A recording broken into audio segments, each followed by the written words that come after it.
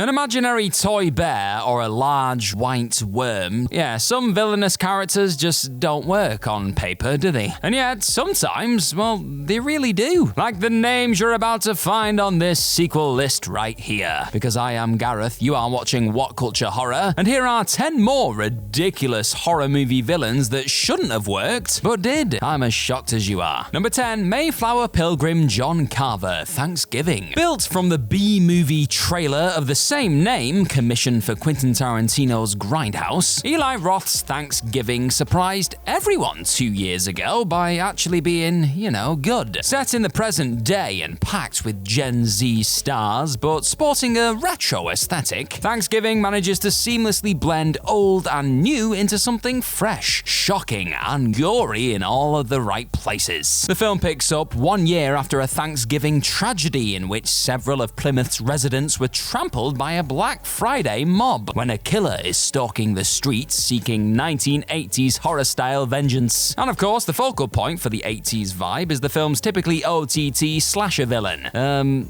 John Carver. So sure, he's not really the John Carver who made the Mayflower voyage in 1620, but he is dressed as the guy. The mask is cheap and the clothes old-timey. Breeches, stockings, latchet shoes, and the iconic Capotane hat don't exactly stoke fear in the hearts of many. It only takes a few swings of the axe to turn him into a horror icon, folks. Number 9, Giggling Doctor, Dr. Giggles. The movie focuses on the son of a town doctor who massacred patients in an effort to find a replacement heart for his wife, and who was lynched when the families of his ex-patients found out. Some 3.5 decades after his father's death, Evan Rendell Jr. escapes from a psychiatric facility with the intention of stepping into the doc's well-shined shoes. He returns to his hometown and begins to take revenge on the other families responsible for the loss of his. In full doctor getup, white coat, surgical gown, and even a homely bow tie, and armed with the tools of the trade, the newly anointed Dr. Giggles has just one major flaw: his laugh. But while his trademark maniacal giggle could have sunk the film, it instead injects the right dose of comedy into proceedings. Paired with the doctor's constant flow of puns and one-liners, this makes the character really work and gives his film a wacky, so bad it's good flavor. My favorite kind. Number 8, a couple of southern homemakers, villains. It's a classic story. A pair of young lovers go on a crime spree, breaking away from society's norms to express their love through violent transgression. Ah, young love. In Villain's case, the couple are Mickey and Jules, and their crimes kick off with a petrol station heist, before they rather ironically run out of petrol, lol, leading them to break and enter a house in the sticks. But as we horror fans know, a house in the sticks is the last port of call in a storm. Mickey and Jules are thrown into a chaotic fight to survive when the eccentric homeowners, Gloria and George, who by the way have a young girl chained up in their basement, return home and open up a can of Psycho. Running contrary to the film's purported realism, the ascot and lace bodice wearing homemakers are exceedingly OTT from the outset. Despite the foreboding premise and the presence of It-Man Bill Skarsgård, Villains manages some genuinely hysterical black comedy as a result, encompassing fake doll children, awkward bondage seductions, and a general wackadoo tone. You'll have a ball with this one. Number 7, The Dress in Fabric. In Fabric centers around Sheila, a recently divorced bank teller who seeks new romantic opportunities and needs the right dress to make this happen. Unfortunate for her then that she buys her new red gown from a department store whose staff and stock seems stuck in some haunting liminal state, and whose wares should most definitely not be trusted. The film's villain turns out to be the dress itself, which curses Sheila, breaks her washing machine, repeatedly attempts to injure her, and ultimately succeeds in killing her and finding a new owner. Now on paper, a dress cannot work as a horror movie villain, and yet in practice, it does just that. The dress menaces every single scene it features in, even when it's not floating in the road or choking its victims or slipping around the house. Its mere presence makes us sit up, pay attention, and never want to go clothes shopping again. You can't trust that fabric. Number 6, schizophrenic everyman, The Voices. Average factory worker Jerry Hickfang proves himself to be anything but when he goes off his meds and hallucinates his way to multiple murders. Assisted by talking animals and and the Talking Dead, all products of his fractured imagination. Schizophrenics in cinema are old hat, usually deployed as a worn and potentially offensive trope, and usually the villain of the piece. In the voices, Jerry is just that, but he's kind of also the good guy, with his dog and cat adopting the classic angel and devil on the shoulder function. The fact that he is something of an average Joe humanizes him, and rather than be a mere plot trigger, his mental illness, while fantastical, is given sincere roots in the trauma of his past. And as if all that wasn't enough, the film then ends with Jerry, his dead parents, the people he murdered, and Jesus,